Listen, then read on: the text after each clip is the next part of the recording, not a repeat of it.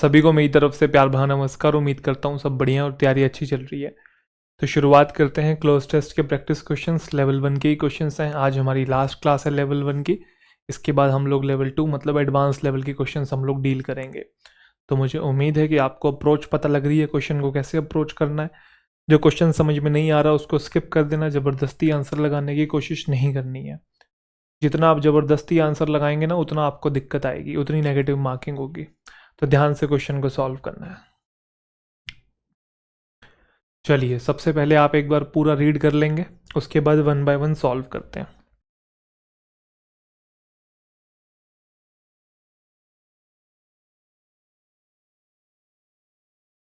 मुझे उम्मीद है वीडियो को पॉज करके आपने 1 बाय 1 सॉल्व कर लिया है। चलिए, अब इसका डिटेल्ड एनालिसिस समझने की कोशिश करते हैं। ठीक है, पूरा पढ़ा आपने? चलिए, digital India can be the prime dash behind making a reality of the government's promise of minimum government maximum governance। तो डिजिटल इंडिया जो है can be the prime dash, वो ये हो सकता है किस चीज़ के पीछे? Behind making a reality of governments promise, जो गवर्नमेंट ने वादा किया था, ठीक है, उस वादे को पूरे करने के पीछे ये हो सकता है। क्या हो सकता है? अच्छा, कौन सा वादा? जिसमें मिनिमम गवर्नमेंट होगी, मैक्सिमम गवर्नेंस होगी। अक्सर बच्चे सवाल पूछते हैं, सर सरकारी नौकरियां कम क्यों हो रही हैं, वैकेंसीज कम क्यों आती है? जस्ट बिकॉज ऑफ दिस नारा। कौन सा नारा? Minimum government maximum governance. Minimum government मतलब कम से कम लोग होंगे गवर्नमेंट में, और वो कम से कम लोग इतने एफिशिएंट होंगे, इतने कैपेबल होंगे कि उससे मैक्सिमम गवर्नेंस का आउटपुट निकाला जाएगा। समझे कि नहीं? तो इसलिए वैकेंसीज जो हैं वो कम हो रही हैं, क्योंकि ज़्यादातर गवर्नमेंट वाले कर क्या रहे हैं, जो कोई भी सरकारी काम है उसे आउटसोर्स कर रहे हैं, थर्ड पार्टी को दे रहे हैं या किसी प्राइवेट वेंडर को दे रहे हैं। और प्राइवेट वेंडर एफिशिएंट भी होता है, सस्ता भी होता है, प्लस पूरी ज़िंदगी का ठेका लेना भी नहीं है। बढ़िया काम नहीं करेगा तो बदल देंगे उससे। समझे कि नहीं? और किससे कितना काम करवाना है वो सब उनका लेना देना है, गवर्नमेंट का उससे कोई लेन देन नहीं है। गवर्नमेंट को बस काम से मतलब है। तो मिनिमम गवर्नमेंट हो रही है, मैक्सिमम गवर्नेंस हो रही है। तो इस वादे को पूरे करने के पीछे डिजिटल इंडिया ये है। क्या हो सकती है बताएंगे? इम्पैक्ट हो सकता है। इम्पैक्ट तो किसी चीज का आता है। माइट वैसे तो मॉडल वर्ब होता है, बट माइट का मतलब पावर भी होता है। विद माइट, माइट मतलब पावर। तो डिजिटल इंडिया प्राइम माइट, पहली बात तो प्राइम माइट कोई कॉन्टेक्स्ट में वर्ड ही नहीं है, सच बताऊं तो। और माइट जनरली हम लोग तब यूज करते हैं जैसे जब गॉड की पावर की बात करनी हो, जैसे गॉड इज ऑल माइटी बोलते हैं ना, वहां पे यूज होता है जब ऑल पावरफुल वाला सेंस देना हो। तो यहाँ कोई सेंस नहीं है। फैक्टर्स आ नहीं सकता। एक चीज की बात की है तो फैक्टर्स तो प्लूरल हो गया, हमारे यहाँ तो एक ही बात हुई है तो गलत हो गया। फोर्स हो सकता है कि प्राइम फोर्स है। प्राइम फोर्स का मतलब यही वो चीज है जो इनके वादे को पूरा करेगी। क्या? Digital India. कौन सा वादा? मिनिमम गवर्नमेंट और मैक्सिमम गवर्नेंस। तो इसमें टेक्नोलॉजी का ज़्यादा यूज़ करेंगे, और टेक्नोलॉजी ज़्यादा यूज़ करनी पड़ेगी तो कम से कम लोग से ही काम चल देगा। ज़्यादा लोग क्यों इकट्ठे करने, इसलिए वैकेंसीज कम है, ये भी एक रीज़न है। सच अ ट्रांसफॉर्मेशन रिक्वायर्स टेक्नोलॉजी। अगर ऐसी ट्रांसफॉर्मेशन चाहिए तो टेक्नोलॉजी में क्या होना पड़ेगा? To be firmly dash into the government. तो अगर ऐसी ट्रांसफॉर्मेशन चाहिए तो टेक्नोलॉजी को फर्म तरीके से गवर्नमेंट में ये होना पड़ेगा। क्या होना पड़ेगा? इंसर्ट होना पड़ेगा। देखो, फिजिकली जब हम कहीं पे कुछ डालते हैं, इंसर्ट करते हैं, इंसर्ट फिजिकल कॉन्टेक्स्ट में आता है। प्लांट भी और स्टक भी। स्टक का मतलब कहीं पे फंसा होना। प्लांट पता है ना, ट्रांसप्लांट जो होता है एक तरीके से, तो प्लांट का मतलब भी कहीं पे कुछ रखना, और ये एक नेगेटिव वर्ड होता है प्लांट। तो एम्बेडेड आ सकता है। एम्बेड का मतलब होता है इनग्रेन, किसी में कुछ शामिल होना, पूरी तरीके से उस चीज के अंदर घुल मिल जाना। तो अगर ऐसी ट्रांसफॉर्मेशन चाहिए तो होगा क्या? टेक्नोलॉजी को पूरी तरीके से गवर्नमेंट में ये हो जाना पड़ेगा। क्या हो जाना पड़ेगा? एम्बेडेड हो जाना पड़ेगा। टू बी के बाद वर्ब की कौन सी फॉर्म आएगी? थर्ड फॉर्म आएगी। ठीक है, ध्यान रखिएगा। एम्बेडेड मतलब पूरी तरीके से उसके अंदर मर्ज हो जाना पड़ेगा। Into government, something that the digital India project list as one of its foremost objective. और इस चीज को डिजिटल इंडिया जो प्रोजेक्ट है वो लिस्ट करता है अपने फॉरमोस्ट ऑब्जेक्टिव की तरह। फॉरमोस्ट ऑब्जेक्टिव का मतलब सबसे इंपॉर्टेंट गोल की तरह। देखो आगे भी एम्बेडिंग की बात हुई है तो हमें क्लियर हो गया था कि यहाँ पे भी एम्बेड ही आना चाहिए। कभी कभी आपको यहाँ से आंसर नहीं मिल रहा होता है तो आप आगे भी चल के देख सकते हैं, आगे से आपको थोड़ा सा कॉन्टेक्स्ट का आइडिया लग जाता है। अब टेक्नोलॉजी को देखो एम्बेड ही करना है। एम्बेड का मतलब पूरी तरीके से सीमलेस तरीके से, एक तरीके से इनग्रेन कर देना। इनग्रेन का मतलब समझ गए, मतलब टेक्नोलॉजी को इस तरीके से घोल देना है गवर्नमेंट के अंदर या गवर्नमेंट प्रोसेस के अंदर, ताकि टेक्नोलॉजी उसका इंटीग्रल पार्ट बन जाए। तो यहाँ पे भी टेक्नोलॉजी को ये करने की बात हुई थी, समझ गए थे। तो embedding technology into government dash will do three things. तो अगर आपको टेक्नोलॉजी को एम्बेड करना है, पूरी तरीके से शामिल करना है गवर्नमेंट डैश के अंदर, गवर्नमेंट क्या, तो ऊपर बात हो रही है गवर्नेंस की। तो ऑफिसर्स कहां से आ गया भाई, मिनिमम गवर्नमेंट है ना, तो ऑफिसर्स का तो कोई लेन देन नहीं, गवर्नेंस बढ़ानी है, मैक्सिमम गवर्नेंस करनी है, एडमिनिस्ट्रेशन को बढ़ाना है। डिटेल्स या कोई लेन देन नहीं, गवर्नमेंट डिटेल्स में टेक्नोलॉजी को ऐड कर नहीं रहे हैं। हायरार्कीज तो लेवल होता है, hierarchy level 1 level 2 level 3 hierarchy उसको बोलते हैं, उसमें भी टेक्नोलॉजी को एम्बेड नहीं कर रहे हैं। प्रोसेसेस आ सकता है, गवर्नमेंट प्रोसेस का मतलब गवर्नेंस ही, गवर्नमेंट काम की बात हो रही है।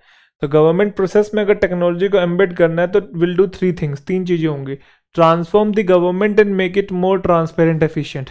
इससे गवर्नमेंट पूरी बदल जाएगी और चीजें ट्रांसपेरेंट और एफिशिएंट हो जाएंगी।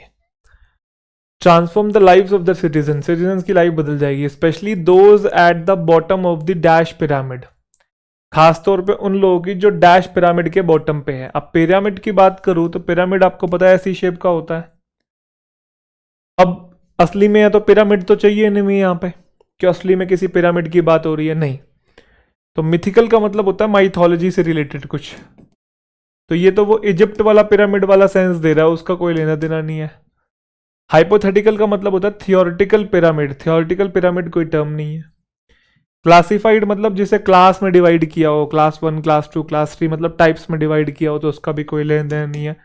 प्रोवर्बियल पिरामिड आ सकता है। प्रोवर्बियल पिरामिड का क्या मतलब है समझते हैं।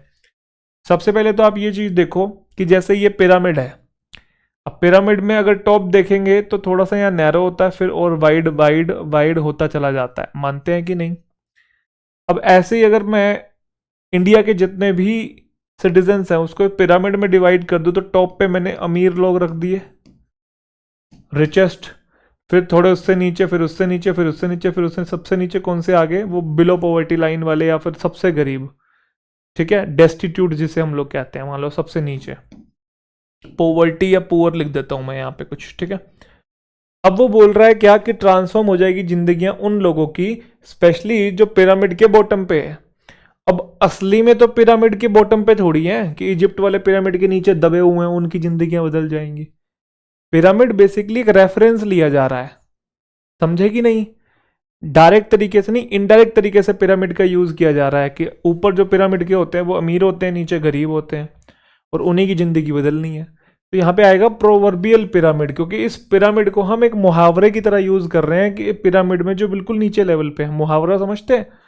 डायरेक्टली उस पिरामिड की बात नहीं कर रहे हैं जो इजिप्ट में है, इजिप्ट में ही है ना जहां पे भी है।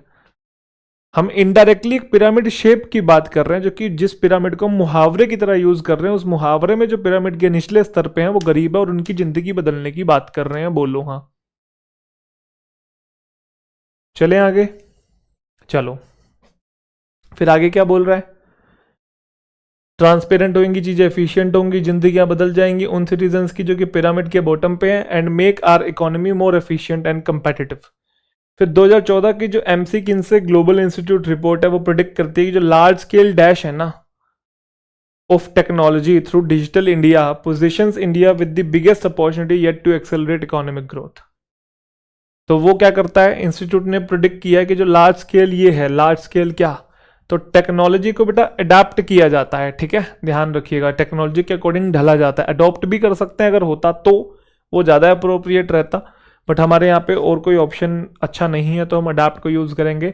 टेक्नोलॉजी को एनहेंस नहीं करना है, उसकी अपेक्षा नहीं करनी, उसको मॉनिटर नहीं करना है, अडाप्ट करना है। क्लियर। तो प्रिडिक्ट करती है कि जो लार्ज स्केल अडेप्टेशन है टेक्नोलॉजी का थ्रू डिजिटल इंडिया, ये पोजीशन करता है इंडिया को एक बिगेस्ट अपॉर्चुनिटी के साथ, और फिर एक्सेलरेट होगी उसकी इकोनॉमिक ग्रोथ। आई होप सभी बच्चों को ये समझ में आ गया है।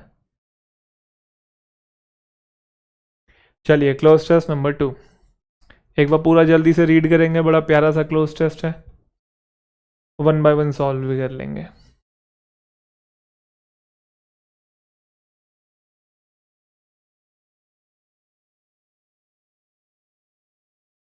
रेडी?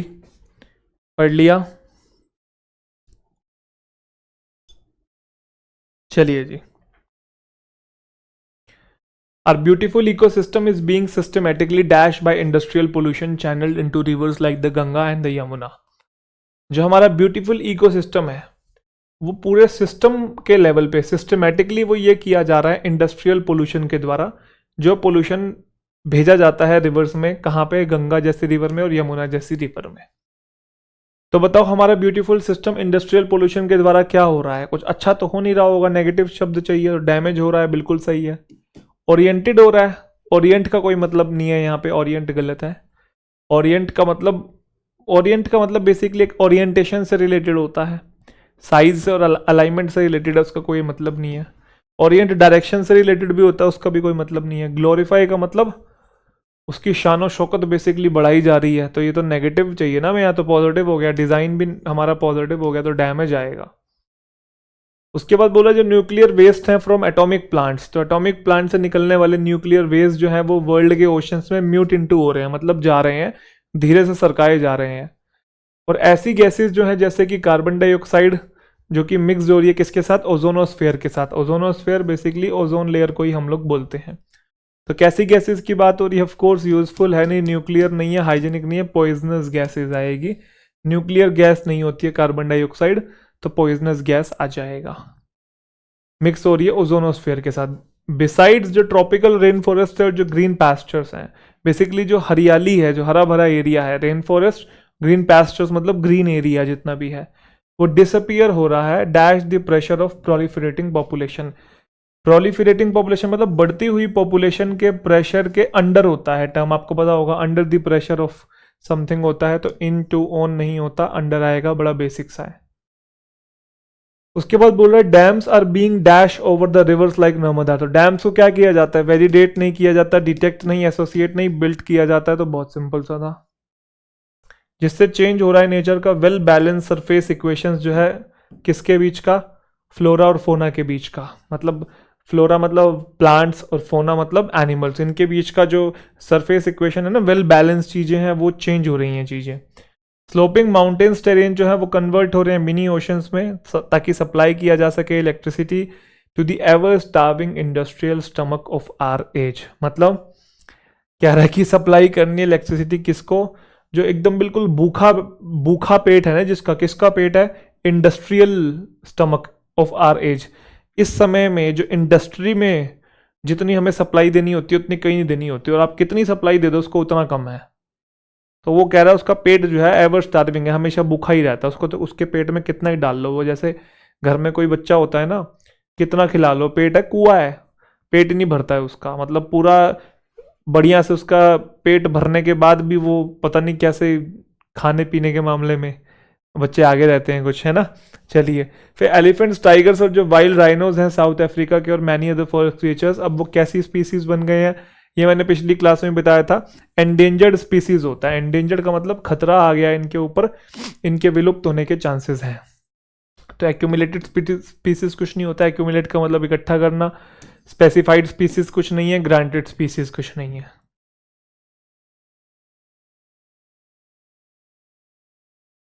चलिए जी क्लोज टेस्ट नंबर 3 देखें, आ जाइए, पढ़ेंगे इसे भाई जल्दी से पूरा। पढ़ लिया? Very good. चलिए 1 बाय 1 सॉल्व कर लीजिए।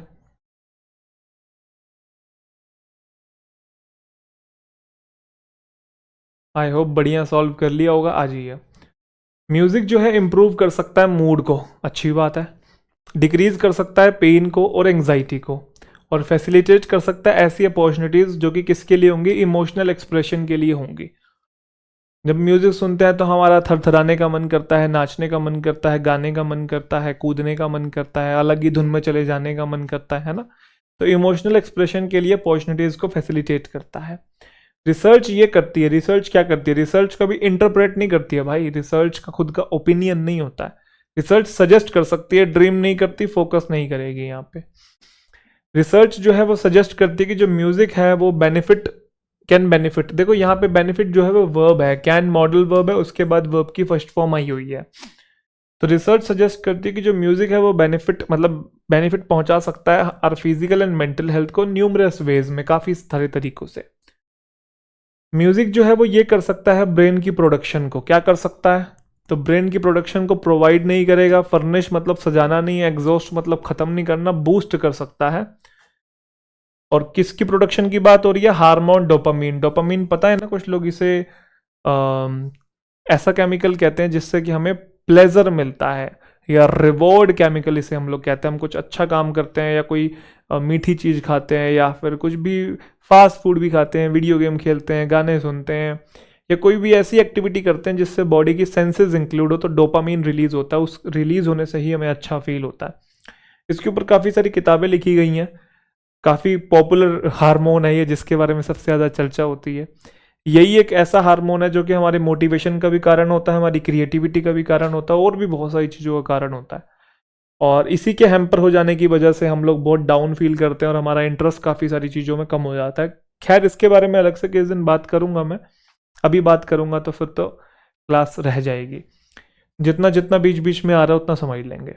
तो जो ब्रेन का प्रोडक्शन है हार्मोन डोपामीन, उसको म्यूजिक बूस्ट कर देता है, जिससे कि होता क्या है, this increase dopamine production helps dash feeling of anxiety. तो जब प्लेजर वाली फीलिंग डेवलप होती है तो एंग्जाइटी की फीलिंग ये हो जाती है, क्या हो जाती है भाई, और डिप्रेशन की फीलिंग ये हो जाती है, तो बढ़ जाती है, बदल जाती है, इंप्रूव हो जाती है कि रिलीव हो जाती है। रिलीव मतलब टेंशन रिलीज होने लगती है, रिलीव रिलीज एक ही बात है। म्यूजिक जो है is process directly by the amygdala. Amygdala एक पार्ट है ब्रेन का इन मूड एंड इमोशंस, जो कि मूड और इमोशंस को ये करता है, क्या करता है, तो म्यूजिक जो है डायरेक्टली कहाँ प्रोसेस होता है, एमिगडाला के द्वारा प्रोसेस होता है, जो कि एक पार्ट है ब्रेन का जो कि मूड और इमोशंस में ये होता है।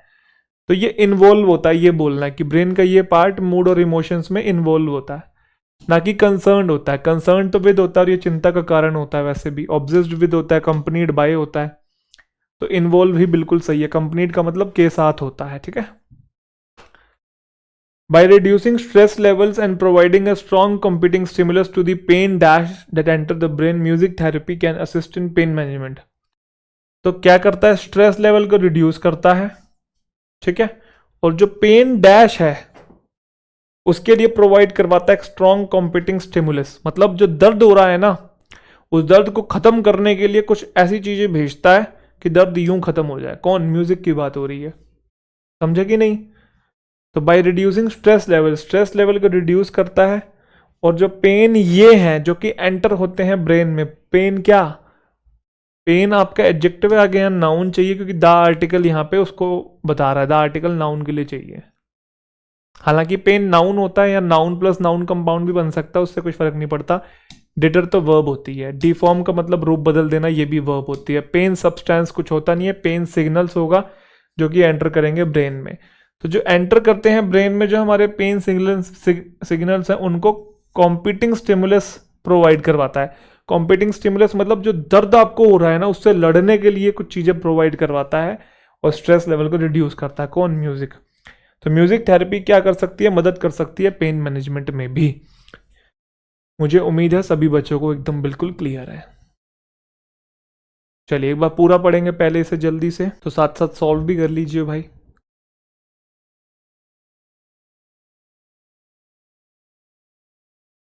चलिए वापस आते हैं और आराम से समझते हैं इसे। A new world research shows that the French dash large amounts of cheese and butter. तो न्यू वर्ल्ड रिसर्च मतलब एक नई रिसर्च जो है वो ये शो करती है कि जो फ्रेंच, द फ्रेंच बोला है यहाँ पे, फ्रेंच वैसे लैंग्वेज होती है बट यहाँ द फ्रेंच बोला है, मतलब फ्रेंच बोलने वाले लोग, ठीक है। उस लैंग्वेज के पहले दा लगाते तो वहाँ के लोग बन जाते हैं। जैसे इंग्लिश एक लैंग्वेज है, आर्टिकल की क्लास में मैंने आपको पढ़ाया था, बट अगर मैं द इंग्लिश बोल दूँ तो ये अंग्रेजों की बात हो रही है, इंग्लिश बोलने वाले लोग। तो द फ्रेंच जो है वो लार्ज अमाउंट्स ऑफ चीज़ और बटर को ये करते हैं। तो भाई चीज़ और बटर ड्रिंक नहीं की जा सकती। गॉबल का मतलब होता है हॉप हॉम करके ऐसे खा जाना, तो ऐसे थोड़ी खाते हैं भाई वो। उनका तो वैसे ही थोड़ा स्टाइल अलग होता है, सोफिस्टिकेटेड तरीके से खाते हैं। टेक एक जनरल शब्द है, कंज्यूम आएगा, खाने पीने की चीज़ों के लिए हम लोग यूज़ करते हैं। तो कंज्यूम करते हैं लार्ज अमाउंट ऑफ चीज़ और बटर। और चीज़ बटर कहाँ से आता है? दूध से आता है। दूध कहाँ से आता है? गाय भैंस से आता है। Therefore they have low levels of heart disease, इसलिए उनका लो लेवल है हार्ट डिसीज का, मतलब उनको हार्ट डिसीज नहीं होते हैं, कम होते हैं। रिसर्च जो है वो ये करती है, क्या करती है कि जो एनिमल फैट है गुड है ह्यूमन बॉडी के लिए। तो रिसर्च क्या करती है? रिसर्च एक्सेप्ट नहीं करती है इस चीज़ को, क्रेडिट भी नहीं देती है, ट्रस्ट भी नहीं करती, बिलीव्स करती है। बिलीव करना, सजेस्ट करना, शो करना, ये सारे टर्म रिसर्च के लिए यूज़ होते हैं।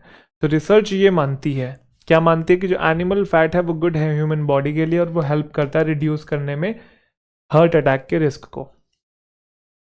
ये जो स्टडी है, this study was dash in 2018। तो ये जो स्टडी क्या हुई थी? डायरेक्ट हुई थी, या किसी को आदेश देना नहीं है, स्टडी मैनेज नहीं होती है, स्टडी को सुपरवाइज भी नहीं किया जाता, उसका ध्यान नहीं रखा जाता, स्टडी कंडक्ट होती है। ये जो स्टडी है वो कंडक्ट हुई थी 2018 में इन 21 लो एंड मिडिल इनकम कंट्रीज, यहाँ पे कंडक्ट हुई थी। हाउएवर इट डैश दैट, लेकिन ये करती है, क्या करती है? स्टडी क्लोज नहीं करेगी, कंक्लूड कर सकती है। मतलब स्टडी हुई तो उसके बाद जो भी फाइनल रिजल्ट आया, तो हम कहते हैं कि स्टडी ने कंक्लूड किया और ये अपना रिजल्ट दिया। समझे कि नहीं? पहले डेटा इकट्ठा किया, फैक्ट्स इकट्ठा करने के बाद अपनी बात को कंक्लूड किया। तो यहाँ पे क्लोज नहीं होता, कंक्लूड वर्ड यूज करते हैं जब आप किसी चीज़ को एंड करते हो और अपना फिर फाइनल कंक्लूजन देते हो। ठीक है, जैसे ऐसे भी आप लिखते हो तो चीज़ें कंक्लूड करते हो, कोई थ्योरी लिखते हो तो चीज़ें कंक्लूड करते हो, फिनिश नहीं करना है, स्टॉप नहीं करना है। तो हाउएवर इट कंक्लूडेड दैट क्या, eating moderately is the dash की इन दिस रिगार्ड। ऐसा भी नहीं है कि चीज़ और बटर जो है वो अच्छा है हार्ट डिसीज के लिए, कि उससे नहीं होता। इसका मतलब ये भी नहीं कि बस खाए जाओ सारा दिन चीज़ और बटर भी, कह रहा है मॉडरेटली खाना है। तो इस चीज़ में क्या है? ये डैश डैश है। तो क्या है? क्रूशियल की है, बिल्कुल सही, इंपॉर्टेंट फैक्टर है भाई, मॉडरेट अमाउंट में खाना है। डिलीजेंट का मतलब तो मेहनती होता है, उसको कोई लेने देने नहीं है। प्रिंसिपल का मतलब सिद्धांत होता है, एमिनेंट का मतलब फेमस होता है। तो स्टडी कंक्लूड करती है कि भाई खाओ, but eating moderately is the crucial key in this regard, important factor है इस तरीके के मैटर में। किस तरीके के? चीज और बटर खाने के मुद्दे की बात हो रही है। चलिए जी, क्लोज टेस्ट नंबर 5। वीडियो को पॉज करो जल्दी से, पढ़ लिया? आ जाओ सॉल्व भी कर लो।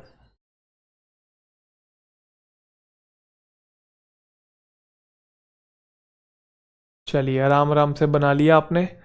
We believe our value is in direct proportion to the value of our accomplishment. हम ये मानते हैं कि हमारी जो वैल्यू है ना वो डायरेक्ट प्रोपोर्शन है किससे? Value of our accomplishment. क्या मतलब है इसका? जितना हमने जिंदगी में अचीव किया होता है ना, हम सोचते हैं उतनी हमारी वैल्यू है। इवन समाज और हमारे पेरेंट्स और हमारे पीयर्स भी हमारी ऐसे ही वैल्यू करते हैं कि हमारी उपलब्धियां कितनी हैं। तो हम ये मानते हैं कि हमारी जो वैल्यू है वो डायरेक्ट प्रोपोर्शन है हमारी अकम्पलिशमेंट से। If we can not accomplish certain result, अगर हम कुछ अकम्पलिश नहीं कर पाते हैं, we tend to feel dash about ourselves. तो जब आप कुछ अचीव नहीं कर पाओगे, जब जैसे आप प्रिपरेशन कर रहे हैं, आप तैयारी कर रहे हैं, आपको रिजल्ट नहीं मिल रहा है, तो आपको इस चीज़ को लेके कैसा फील होगा? अच्छा तो फील होगा नहीं। तो हाई तो फील होगा नहीं, गुड भी नहीं होगा, बेटर भी नहीं होगा, लो होगा, नेगेटिव वर्ड चाहिए। Some of us try to hard and become workaholics. कुछ लोग हम में से बहुत मेहनत भी करते हैं और वर्कोहलिक बन जाते हैं। वर्कोहलिक मतलब इतना काम करते हैं कि बाकी सारी चीज़ें कॉम्प्रोमाइज़ कर देते हैं, अपनी हेल्थ होगी, अपने रिलेशनशिप हो गए, और भी बाकी सारी चीज़ें, ठीक है। और ओवर अचीवर बन जाते हैं, मतलब अचीव करने के बाद भी हमें संतुष्टि नहीं होती, हमें लगता है और अचीव और करना है और करना है, तो ओवर अचीवर बन जाते हैं। With a few genuine feelings of self worth को लेके बस ना के बराबर फीलिंग्स होती हैं, और हम क्या करते हैं? We try to create some and prove that we are somebody. हम बार बार ये प्रूव करने की कोशिश करते हैं कि हाँ हम तो कुछ हैं। और कैसे प्रूव करते हैं? चीज़ें पाकर, उस चीज़ में कामयाबी पाकर, सक्सेस के द्वारा, एंड डैश के द्वारा। जब एंड के उधर सक्सेसेस लिखा हुआ है तो एंड के इधर भी सक्सेस या कुछ अचीवमेंट से रिलेटेड वर्ड आना चाहिए। अचीवमेंट यहाँ पे है। एंग्जाइटी और ऑब्स्टिकल्स तो नेगेटिव है, हमें पॉजिटिव चाहिए कि हम प्रूव करने की कोशिश करते हैं हाँ हम कुछ हैं, चीज़ें पाकर या चीज़ों में कामयाबी पाकर या अपनी अचीवमेंट्स के थ्रू कुछ प्रूव करने की कोशिश करते हैं, ना कि एक्शंस के थ्रू। क्योंकि यहाँ पे भी ऐसा शब्द बोला है जो कि अचीवमेंट और अकम्पलिशमेंट से रिलेटेड है, ऊपर भी उसी की बात कर रखी थी, तो यहाँ पे भी वही आएगा। Because our desire for perfection is so great, हम परफेक्ट बनना चाहते हैं, जरा सी भी चीज इधर से उधर ना हो, बिल्कुल वो नपे तोले हिसाब से हम लोग चलना चाहते हैं। हमारी जो डिजायर है परफेक्शन की वो इतनी ग्रेट है, we dash to set unrealistic goals, तो हम अनरियलिस्टिक गोल्स सेट कर लेते हैं और प्लेस करते हैं अनरीजनेबल डिमांड्स खुद के ऊपर ही। कि जैसे किसी को इंटरनेट पे देख लिया मोटा पैसा कमा रहा है वो, तो अपने आप को भी आपने गोल दे दिया, 1 महीने में 10 लाख कमाऊंगा, 25 लाख कमाऊंगा। अब कमाने को देखो ऐसा नहीं है कि पॉसिबल कुछ नहीं है, हर चीज पॉसिबल है, बट इट टेक्स टाइम ना, प्लान चाहिए ना, उसके ऊपर एग्जीक्यूशन चाहिए ना। यस और नो? इंटरनेट पे हम लोग जब लोगों को देखते हैं ना कि लोग अचीव कर रहे हैं, तो मन तो हमारा भी करता है कि हाँ यार मैं भी कर सकता हूँ, बट सबके सराउंडिंग्स अलग होते हैं, सबका इंटेलेक्ट अलग होता है, सबके पास रिसोर्सेज अलग अलग होते हैं, और सबने अलग अलग टाइम पीरियड में चीज़ें अचीव की होती हैं। तो अचीव करना कोई मुश्किल चीज़ नहीं है, बट अनरियलिस्टिक चीज़ें जो हम सेट कर लेते हैं वो हमें थोड़ा सा नेगेटिव कर देती हैं। यस और नो? अब जैसे कुछ बच्चे कहते हैं AIR 1 लेके आऊंगा, अब 10वीं में कभी नंबर नहीं आए हमारे ढंग से, कभी 12वीं में नंबर नहीं आए, कॉलेज में हम कभी ढंग से कॉलेज नहीं गए, क्लासेस बंक की है, और एग्जाम में AIR 1 लेके आऊंगा।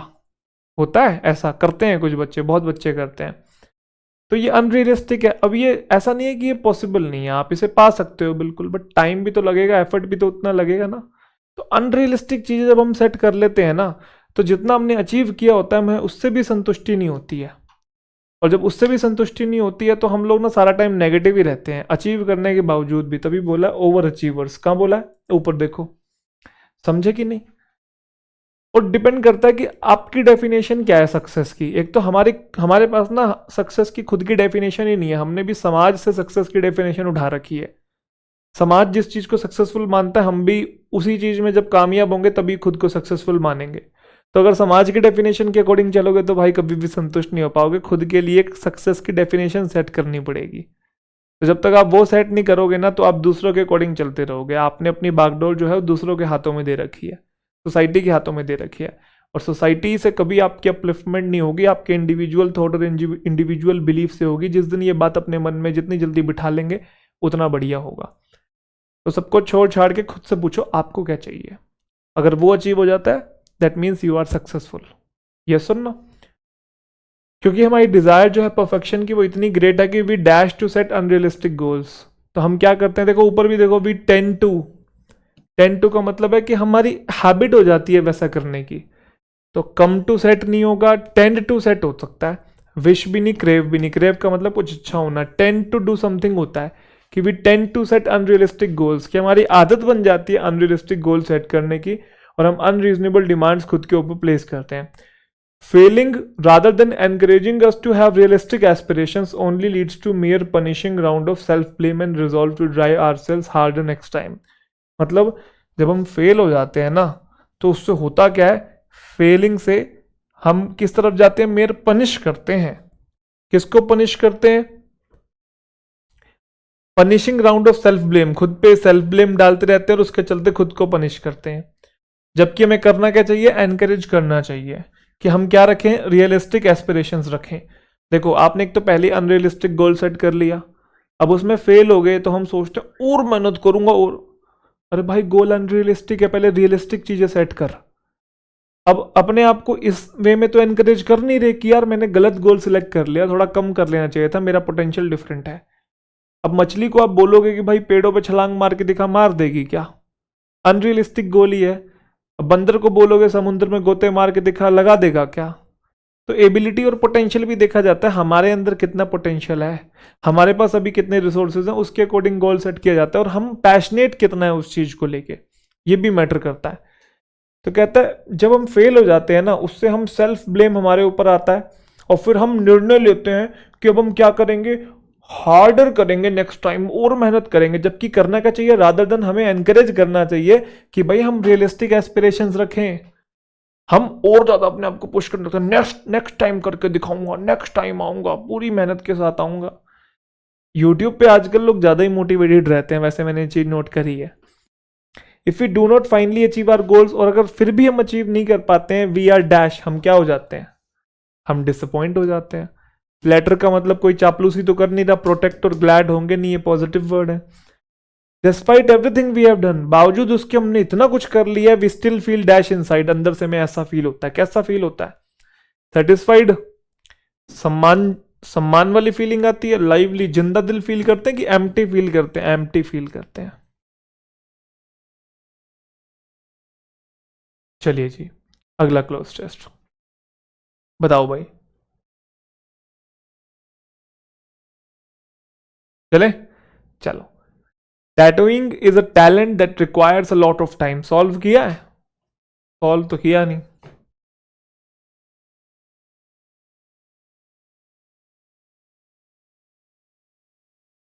आ जाइए। टैटूइंग का मतलब टैटू बनाना, बनाना या टैटू करवाना, कुछ भी कह सकते हो आप। बनाने वाले, जो बना रहा है उस आर्ट को भी टैटूइंग कहते हैं, जो आप बनवा रहे हैं उसे भी टैटूइंग कह सकते हैं। तो बनाने की कला होगी टैटू बनाने की। Tattooing is a talent that requires a lot of time. तो टैटू ऐसा तो है नहीं कि भाई बना दी ड्राइंग और बन गया, टाइम लगता है। और ये लगता है, क्या लगता है? इंटीग्रिटी होती है, ऑनेस्टी, उसकी कोई ज़रूरत नहीं है। कैपेसिटी तो तब हम बताते हैं कि इस चीज़ की इतनी कैपेसिटी है, तो यहाँ पे वो वाला सेंस नहीं देना है। लाइबिलिटी का मतलब होता है कोई चीज़ आपके ऊपर जिम्मेदारी है, वो भी नहीं। एबिलिटी चाहिए उसके अंदर, टैलेंट चाहिए, पोटेंशियल चाहिए, एबिलिटी आएगा। There are many various kinds and dash of tattooing. तो टैटूइंग के बहुत सारे काइंड्स और ये होते हैं। जब एक तरफ एंड के इधर काइंड्स लिखा हुआ है तो इधर भी कुछ काइंड से रिलेटेड चाहिए होगा। तो व्यूज, कीज और जेस्टर नहीं होता, जॉनराज होता है। जब मैं छोटा होता था इसे जेनरी जेनरी कहता था, ये जेनरी नहीं होता, इसे जॉनर कहते हैं। कुछ लोग इसे जॉनरा भी कहते हैं। जॉनरा या जॉनर का मतलब होता है टाइप, टाइप या काइंड। सोर्ट, SORT, वो भी यही होता है। दे आर मैनी वेरियस, अलग अलग टाइप के टैटू आप लोग देखते हैं तो काइंड्स हैं और जॉनर हैं।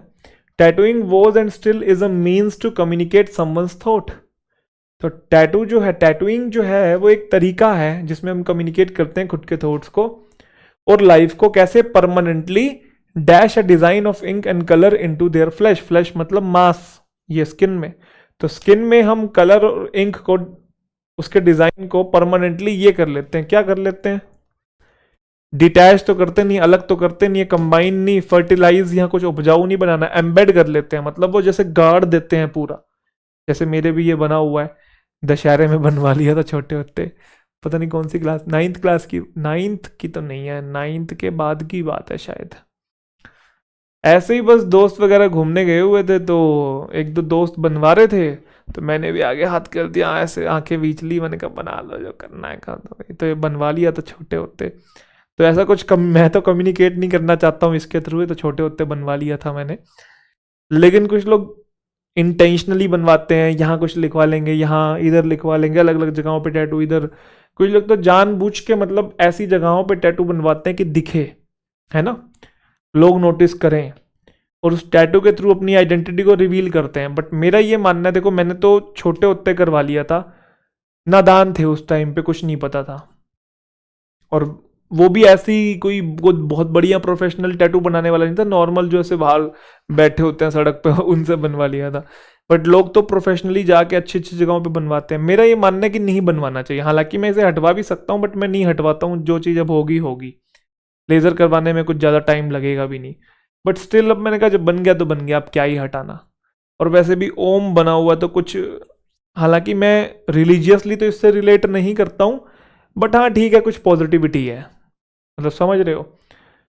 तो मैं क्या बोल रहा था, टैटू के बारे में बता रहा था कि नहीं बनवाना चाहिए। कारण उसके पीछे ये है कि जैसे आज आपकी थिंकिंग कुछ है, क्या कल भी आपकी वही थिंकिंग रहेगी? और आने वाले 5 साल बाद भी वही थिंकिंग रहेगी? तो जब हम जोश जोश में होते हैं, जवान होते हैं और थोड़ा शो ऑफ करना होता है, तो हम टैटू बनवा लेते हैं। उस टाइम पे हमारी थिंकिंग वो होती है, हमें अच्छा लग रहा होता है। लेकिन जब 4-5 साल बीत जाते हैं ना, तब हमें रियलाइज होता है यार ये थिंकिंग तो मेरी पुरानी हो चुकी है, लेकिन वो तो परमानेंटली अब लग चुकी है ना इंक। तो इसलिए मेरा ये मानना है कि इंसान फ्लेक्सिबल होता है, बदलता रहता है, उसके बिहेवियर, उसका उसका थॉट प्रोसेस जो है वो चेंज होता रहता है। तो कोई परमानेंट चीज़ जो है वो अपने शरीर पे नहीं बनवानी चाहिए। नादानी में बनवा लिए तो अब अलग बात है, और अगर नहीं पसंद आ रही है तो आप हटवा सकते हैं, बट नहीं करना चाहिए। ठीक है, कुछ लोग तो जानबूझ के जब यहाँ बनवा लेते हैं ना और सारा टाइम यहीं खड़े रह ऐसे ही खड़े रहते हैं कि दिखे, नोटिस हो, ऐसे ऐसे ऐसे ही हाथ जान, ऐसे तो कोई नहीं रखता, मतलब है ऐसे ही मतलब कहीं उस पर भी खड़े होंगे, मेट्रो में भी खड़े होंगे, तो मतलब ऐसे ऐसे कि दिख रहा है बस यहाँ से, मतलब खैर कहाँ गए हम।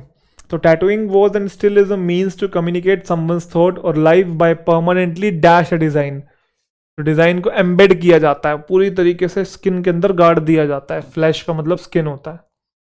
जो फर्स्ट स्टेप है टैटूइंग का is to develop an artistic dash. तो क्या होना चाहिए, आर्टिस्टिक एटीट्यूड होना चाहिए। ग्लिम्स का मतलब नजर, नजर, ग्लिम्स का मतलब वो क्या बोलते हैं हिंदी में, ग्लिम्स, एक नजर पड़ी, ग्लिम्स, एक और शब्द होता है ग्लिम्स, उसकी एक नजर काफी है, उसकी झलक, झलक, ग्लिम्स। ड्रामा तो पता ही है आपको, करियर भी पता है। तो आर्टिस्टिक एटीट्यूड मतलब आर्टिस्ट वाला एटीट्यूड होना चाहिए और स्किल होना चाहिए स्केच करने की और क्रिएट करने की आपकी आर्ट वर्क को। टैटूइंग पेनमैनशिप, पेनमैनशिप का मतलब होता है अपने हाथों का यूज करके कुछ बनाना। तो tattooing penmanship is far more dash than sketching on paper. Paper पे स्केच करने से ज्यादा ये है, क्या है, एग्रेवेटेड, बद से बदतर है। कॉन्फिस्केट का मतलब होता है सीज कर लेना, कब्जा कर लेना, उसका भी कोई नहीं। ऑथेंटिकेट तो पॉजिटिव वर्ड है, कॉम्प्लिकेटेड है भाई, उससे ज्यादा मुश्किल है पेपर पे स्केच करने से। ठीक है, चलिए चले आगे, अगले क्लोजर की ओर चलते हैं। एक बार पढ़ लेंगे इसे पूरा जल्दी से, तो साथ साथ सॉल्व भी कर लीजिए इसे। ज़्यादा जल्दी हो गया क्या, 1,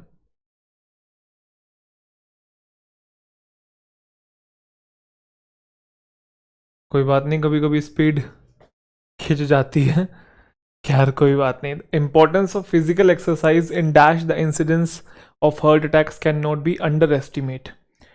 एक होता है टर्म ओवर एस्टिमेट, एक होता है अंडर एस्टिमेट। ओवर एस्टिमेट का मतलब जब हम किसी चीज़ की वैल्यू जितनी नहीं होती है उससे ज़्यादा लगा लेते हैं। अंडर एस्टिमेट जब जिसकी जितनी वैल्यू होती है उससे कम आंक लेते हैं। जो इम्पोर्टेंस है फिजिकल एक्सरसाइज की, जिसमें जो इंसिडेंट्स हैं हार्ट अटैक्स के वो ये हुए हैं, तो उस चीज़ को हम अंडर एस्टिमेट नहीं कर सकते हैं। तो भाई फिजिकल एक्सरसाइज करने से हार्ट अटैक्स बढ़ेंगे, उन पे जोर डालेंगे, वो बढ़ेंगे कि वो कम होंगे, मिनिमाइज होंगे। और इस चीज़ को हम अंडर एस्टिमेट नहीं कर सकते हैं, इस चीज़ को कम हम नहीं आंक सकते हैं। जो राइज है हार्ट अटैक्स के हैज़ बीन अटेनिंग, जो राइज है हार्ट अटैक्स के मतलब हार्ट अटैक्स में जो बढ़ोतरी आपको दिखाई दे रही है, has been attaining dash proportion in recent times. Dash proportion, यहाँ पे प्रपोर्शन का मतलब है कि वो बहुत ज़्यादा हमें देखने को मिल रहे हैं। तो जो हार्ट अटैक्स में जो बढ़ोतरी हो रही है उसमें हमें ऐसा प्रपोर्शन देखने को मिल रहा है रिसेंट टाइम में। कैसा, लो तो नहीं है क्योंकि जब बढ़ोतरी हो रही है। कैपेशियस तो कैपेसिटी से रिलेटेड है। सूदिंग का मतलब कोई चीज़ प्लेजेंट हो, अलार्मिंग होता है चिंताजनक।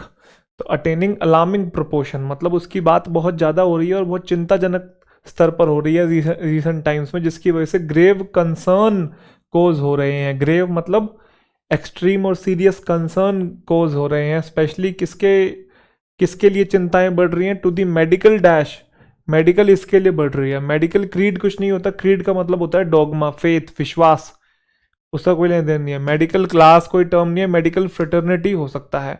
मेडिकल फ्रेटर्निटी मतलब डॉक्टर्स और नर्सेज के बीच में इसकी चिंताएं जो हैं वो बढ़ रही हैं क्योंकि उनको डील करना पड़ता है। तो मेडिकल पर्सनस नहीं आएगा, फ्रेटर्निटी टर्म होता है, जैसे मैंने पहले ही बताया था, सी ए फ्रेटर्निटी, टीचर फ्रेटर्निटी है, मेडिकल फ्रेटर्निटी है, मतलब उस पूरी इंडस्ट्री को बोला जा रहा है। तो जो हार्ट अटैक्स में बढ़ोतरी देखी जा रही है वो अटेन कर रहा है एक अलार्मिंग प्रोपोर्शन, चिंताजनक स्तर पर बढ़ रहा है रिसेंट टाइम्स में, जिसकी वजह से चिंताएं बढ़ रही हैं, स्पेशली किसकी, टू दी मेडिकल फ्रेटर्निटी की। उसके बाद वॉकिंग जो है वो बेस्ट मोड है फिजिकल एक्सरसाइज का, विच डैश नो इक्विपमेंट, जिसमें किसी इक्विपमेंट या मनी या मटेरियल की रिक्वायरमेंट नहीं होती है।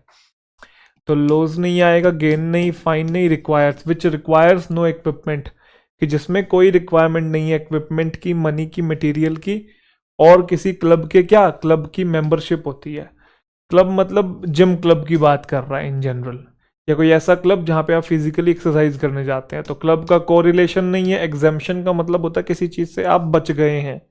स्कॉलरशिप नहीं होती है, वो तो कॉलेज या यूनिवर्सिटी या फिर स्कूल की होती है। मेंबरशिप होती है भाई क्लब की। अगला पढ़ो, पहले सॉल्व करो साथ साथ।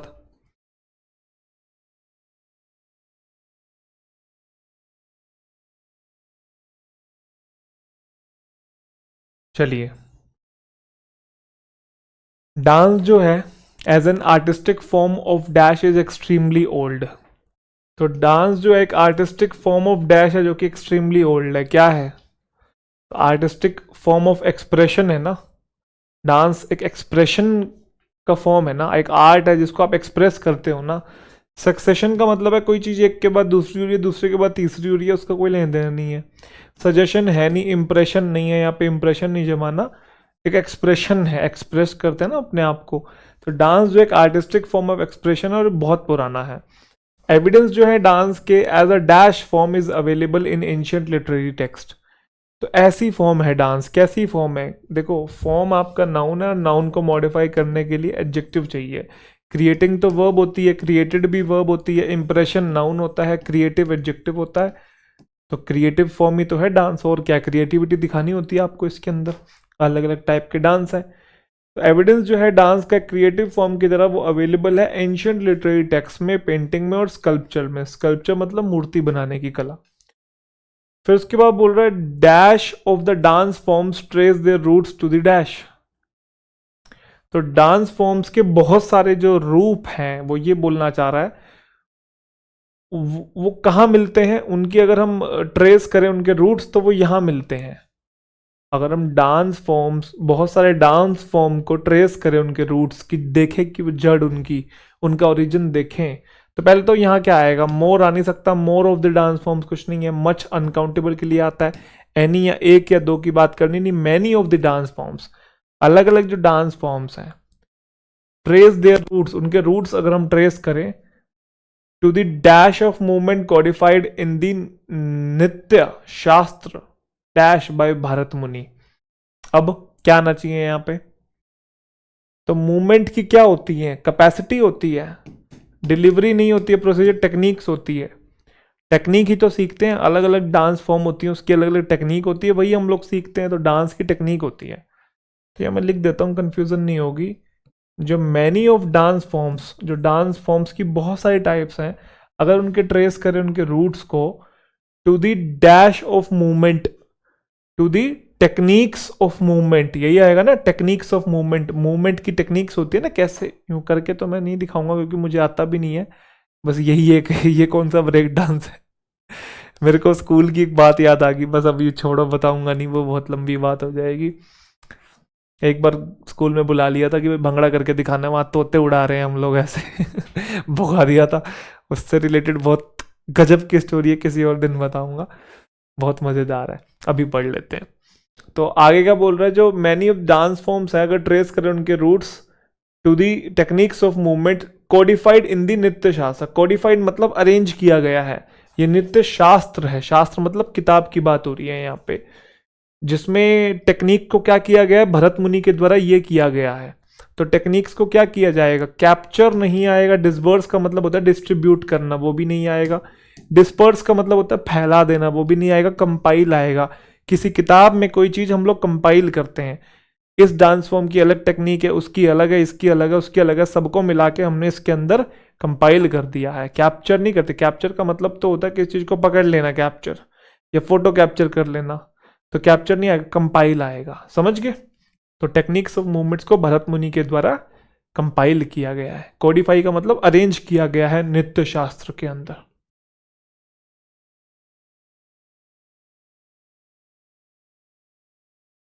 आप वही सोच रहे हो, तोते वाला। खैर, क्लोज टेस्ट 9। चलिए, लास्ट है, फिर ये इसकी छुट्टी करते हैं, फिर हम लोग करेंगे एडवांस लेवल के अगली क्लास में। For an average Indian driving in any of the major Indian cities is equivalent to dash a daily war। एक एवरेज इंडियन के लिए अगर आप ड्राइव करते हैं any of the major Indian cities, बड़े शहरों में, तो ये इक्विवेलेंट है, सिमिलर है डेली वॉर को ये करने से। क्या करने से? वेज अ डेली वॉर होता है, जंग लड़ने से रिलेटेड है। वेज अ वॉर का मतलब होता है जंग लड़ने के बराबर है। मेक अ वॉर कुछ नहीं है, रेज अ वॉर और रशिंग अ वॉर कुछ नहीं होता है, वेज अ वॉर होता है। जो एवरीडे स्ट्रगल है of dash traffic pollution and rash drivers. तो जो डेली का स्ट्रगल है ट्रैफिक को, पोल्यूशन को, रैश ड्राइवर्स को आप ये करते हैं। क्या करते हैं? स्टॉप करते हैं। उनको कैसे रोक देंगे आप? बोर्ड करना भी नहीं होगा। बोर्ड का मतलब कहीं पे जाना होता है, लॉज का मतलब सामान से रिलेटेड होता है, या लॉज का मतलब रहना होता है, ठीक है, रहने से रिलेटेड ज़्यादा होता है। डॉज आएगा, डॉज का मतलब होता है अवॉइड करना, बचना। जो डेली का स्ट्रगल है, आपको बचना है ट्रैफिक से निकल के, यूं गाड़ी घुमानी है अपनी, पोल्यूशन से बचना है आपने, और रैश ड्राइवर से बचना है। तो ये बिगेस्ट कोज है क्रॉनिक स्ट्रेस का। क्रॉनिक मतलब जो लगातार स्ट्रेस हो रहा है ना, तो ये कौन क्या है स्ट्रेस का कारण, इसके अकॉर्डिंग ट्रैफिक, पोल्यूशन और रैश ड्राइवर से जो आप डेली का स्ट्रगल जो आपका चलते हैं, इनसे बच बुच के निकलते हैं, यही सबसे बड़ी भड़क है। देसी शब्द है भड़क, ठीक है, टेंशन। तो क्या आएगा भाई? तो कॉमन सी चीज़ है, बिगेस्ट सुपरलेटिव डिग्री है, उसके लिए हम लोग दा का यूज़ करते हैं। उसके बाद जो एवरीडे स्ट्रगल है, जिसमें हम डॉज करते हैं ट्रैफिक को, पोल्यूशन को, रैश ड्राइवर्स को, वही बिगेस्ट कोज है कॉनिक स्ट्रेस का एंड अदर डैश प्रॉब्लम। तो जब स्ट्रेस की बात की है, तो स्ट्रेस कैसी प्रॉब्लम है? साइकोलॉजिकल प्रॉब्लम है, तो एंड के आगे भी वही आएगा। स्पिरिचुअल तो पॉजिटिव वर्ड हो गया। इकोलॉजिकल, इकोलॉजी से, एनवायरमेंट से रिलेटेड है। सोसाइटल प्रॉब्लम नहीं है भाई, साइकोलॉजिकल प्रॉब्लम है स्ट्रेस जो है। ऑन एन एवरेज एक पर्सन जो है स्पेंड करता है between 30 minutes to 2 hours of their day driving. तो 30 मिनट से 2 घंटे जो है वो ड्राइविंग में स्पेंड करता है। तो यहाँ आएगा एनीवेयर, क्योंकि हमें नहीं पता कितना स्पेंड करता है। तो 30 मिनट से लेकर 2 आवर्स तक, तो वो 35 भी हो सकता है, 40 भी, 1 आवर भी, 1.5 भी, 1 आवर 50 मिनट्स भी, समझे? तो कितना भी हो सकता है, तो एनीवेयर आएगा। स्पेंड्स एनीवेयर बिटवीन, क्योंकि हमें नहीं पता ना कितना, तो दो रेंज दे दी यहां से लेकर वहां तक, अब इसके बीच में कितना भी। तो कितना भी का जो सेंस होता है, एवरीवेयर तो हर जगह हो गया, नो वेयर कहीं नहीं, एल्स वेयर कहीं और, एनीवेयर आ गया। एनीवेयर मतलब इनके बीच में कहीं पे भी, ये ध्यान रखिएगा। इसी के साथ हमारे क्लोज टेस्ट जो है इजी लेवल वाले वो खत्म होते हैं। अब हम शुरुआत करेंगे थोड़े अच्छे लेवल के। अच्छे मतलब होंगे यही, टाइप भी यही होगी, बस थोड़ा सा वोकैबुलरी और टॉपिक को थोड़ा सा और ट्वीक करेंगे, हल्का सा उनको और मुश्किल करेंगे। बाकी क्या पता आपको वो भी आसान लगे, बाकी आप सॉल्व करेंगे तो आपको अच्छा लगेगा, क्योंकि इजी लेवल वालों पे आपके हाथ बैठ गया है। तो मिलते हैं अगली क्लास में, अपना ध्यान रखिए, तब तक के लिए बहुत बहुत शुक्रिया, बहुत बहुत प्यार।